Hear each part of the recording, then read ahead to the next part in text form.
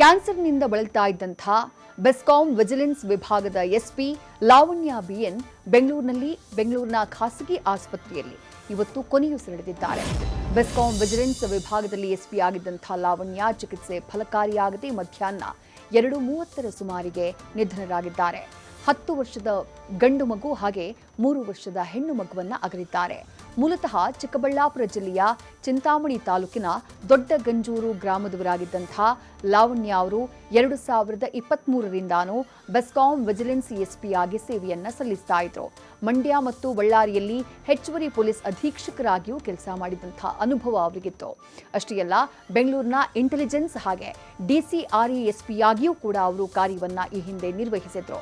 ಇತ್ತೀಚೆಗಷ್ಟೇ ವಿದ್ಯಾರಣ್ಯಪುರದಲ್ಲಿರುವಂತಹ ನಿವಾಸಕ್ಕೆ 2 ತಿಂಗಳ ಹಿಂದೆ DG and IGP doctor MA Saleem ಭೇಟಿ ನೀಡಿ ಅವರಿಗೆ ಧೈರ್ಯವನ್ನ ತುಂಬುವಂತಹ ಕೆಲಸ ಮಾಡಿದ್ರು. ಚೇತರಿಸಿಕೊಳ್ಳುವಂತೆ ಶುಭ ಹಾರೈಸಿ ಕುಟುಂಬಸ್ಥರೊಂದಿಗೂ ಮಾತನಾಡಿ ಬಂದಿದ್ರು.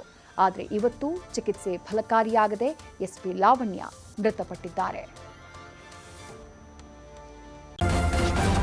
ನ್ಯೂಸ್ ಫಸ್ಟ್ ನಿರ್ಭೀತಿಯಿಂದ ನಿಮ್ಮ ಪರವಾಗಿ.